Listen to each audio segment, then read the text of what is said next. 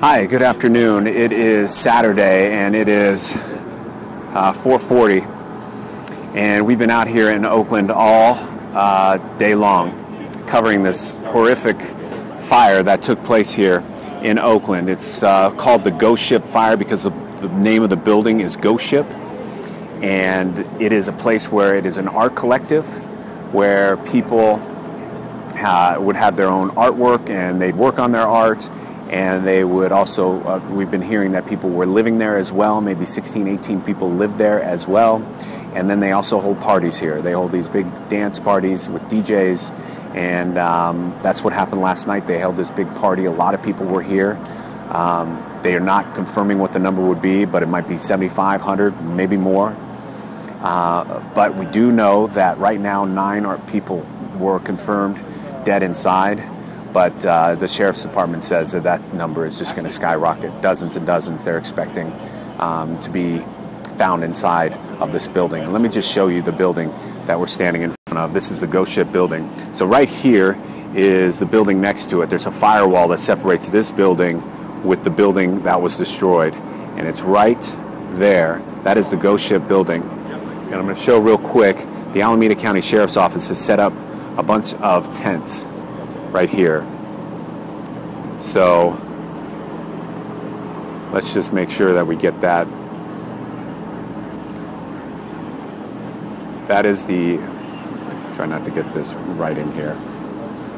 All right. So here is the, let me get that to erase.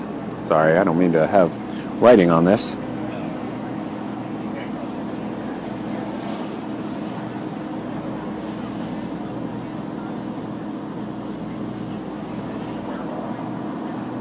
All right, there we go. All right, so here are the tents that we have,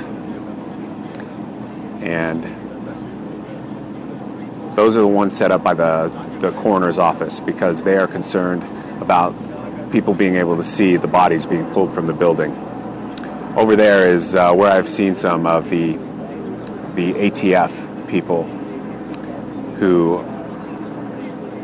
are hanging out ready for the investigation, but really it's the people going inside. These are firefighters coming out. They've had to shore up the building here and make sure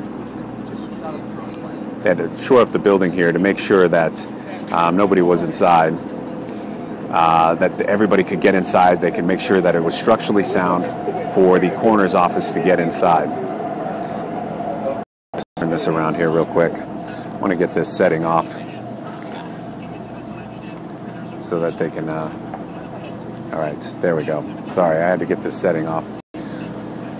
So here is the outside of the building. So right now they are inside the building and they're trying to pull out more bodies. We've confirmed that they've had 4 bodies pulled from this building. They have 9 that they've confirmed have died, and they also say dozens and dozens of people are missing inside. This is the Ghost Ship building. It's a building that was used for the art collective, and so many people have lived inside. They're now working on getting heavy equipment to go inside because the damage from this fire was so extensive. The roof collapsed onto the 2nd floor, onto the 1st floor. So now to get inside this building and get to those bodies, they decided that they're going to cut a hole on the west side of the building, which is on the other side of this building. And they're going to bring in an excavator, a bulldozer, a crane, cadaver dogs, robots, all to be inside. And so once they do that, they'll be able to get in, bring those bodies out, hopefully. They'll go along with firefighters and they'll go slowly to make sure that they can bring them out. And once they're able to do that, they're able to bring them to either fingerprint them or maybe some other identifiable, either piercing tattoo, some other type of way for them to ID the people, and then they'll notify the families because obviously there are a lot of people who are waiting to find out if their family member is inside this building. A party was being held last night when this fire started. Firefighters say they came in. The 1st floor was like a labyrinth. It was really difficult trying to get into this building. The stairwell inside this building was on fire.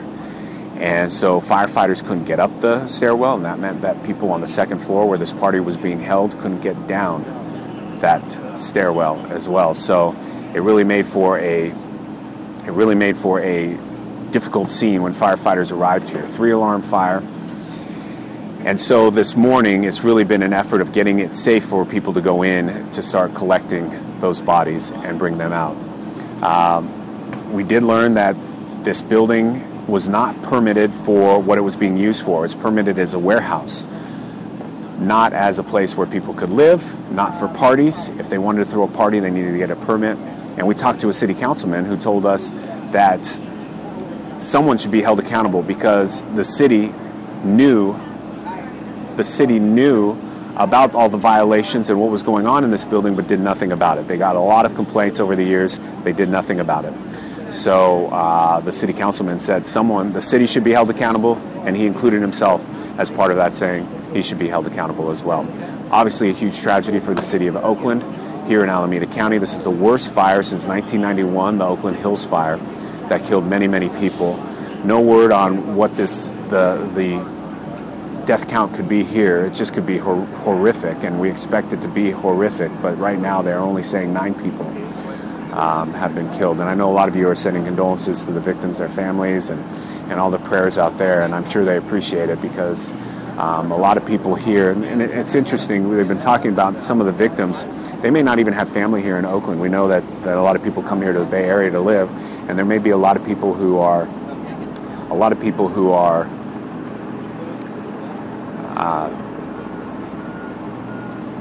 from out of the city, out of the state, out of the country. So they've set up a number for people to call. So if people want to call that number and be able to find out some information, they can do that. They've also set up a victims services place for them here in the city of Oakland on 12th Street. So all the victims' families are going there. It is amazing that the level of media that is here. We've seen all the networks, and I've seen actually a lot of people from